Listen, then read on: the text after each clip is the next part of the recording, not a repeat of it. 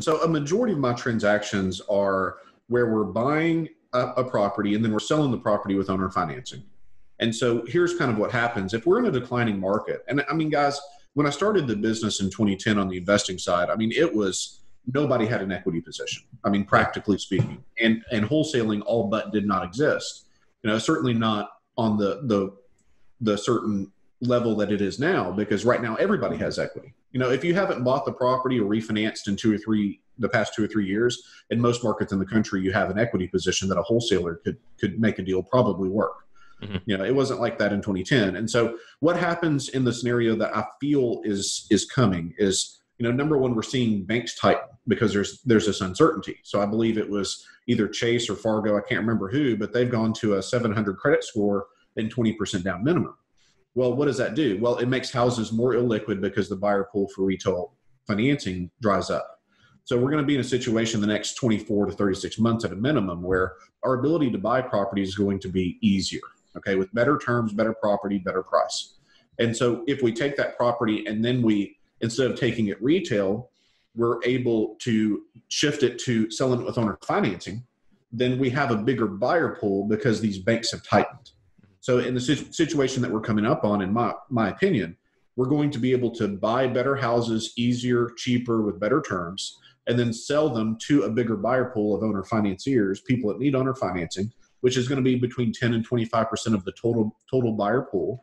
And, for us, it'll be business as usual because that's what we do most of anyway. Is there, because I like what you're doing, right? It's a little different. You're sort of taking the element of the bank out of the equation because you're going to finance it. Is there like a product type that, we only buy starter homes, 100 to 200,000, or can you speak to that? Because I think that, where we live in particular, I think every market obviously is extremely different. And being that you're in a couple different areas, can you speak to that? Because there's also the side that inventory is going to go way down and there's still a lot of buyers in the market. So getting better deals is just depending on who you're buying from. But when you sell a deal, if someone can't get financing, you're going to do really, really well on that side of it. But from the buying side, is there, what is that focus where you believe the deals are going to, more deals are going to become available as opposed to the opposite? Sure. And so what I would say is that our focus is not on property, it's on problem.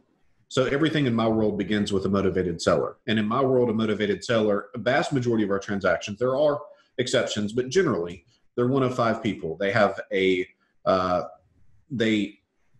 are a tired landlord, they're pre-foreclosure, they've inherited something they don't want, they have a health or safety issue, or they're in a divorce. And so with that, there's a life situation in many circumstances to where they have to sell that property. And so do we feel like, I keep seeing the meme on Facebook, like in 9 months, either we're going to have a slew of divorces or a slew of newborn children, Yeah. But I was thinking about that, and it's like both of those really create motivation to move. One of those two is who I work with, which is divorce. Mm-hmm. But do we feel like there's going to be more pre-foreclosure in the market? I absolutely believe in the next 2 years we're going to have more. Do we feel like we're going to have more divorce? I personally do. So I feel like there's going to be more problems to solve on the buy side. And so that's what we focus on, is finding people that have those problems. Now, in terms of a property, I don't care if a property is a 3-bedroom, a 2-bedroom, or a 10-bedroom. I want to know that I have an equity position. And there's 2 types of equity. There's equity in price and there's equity in terms. So we just bought a property really for 90% of as is value, which is not a great equity in price, but we got equity in terms because we got a 0% owner finance rate. And we do that very often. And so whenever we get 0% owner financing from our seller, it's effectively almost like a free house, So the short answer is we're really going to be focusing on the problems, not the properties. And there's going to be a lot of problems coming up, in my opinion. So I think that's key. Anybody listening to this, that's I don't want to say real estate 101, but if you really want to shake good deals free, you got to find problems and identify them and then figure out a solution to fix them. Because, the question that I asked was geared towards, we're planning on having a second kid shortly, and I was going back and forth. Should I dorm in my house? Should I add an extension? And I went back and forth. And yesterday I just said, fuck it, I'll just buy a new one and sell this one.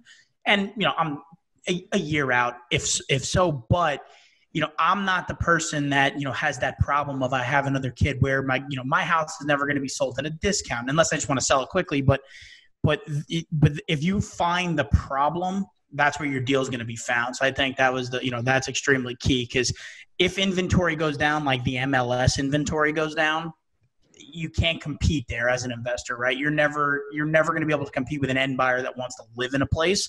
But if you can shake free, whether it's, baby boomers in the older demographic downsizing or passing away, like you said, the divorces, expansions of families, that's the stuff where you gotta dig your niche and or focus on where to find problems. And then if you're the solution maker, that's the key to real estate investing, no matter what product class you're in. So that was, I really enjoyed that answer.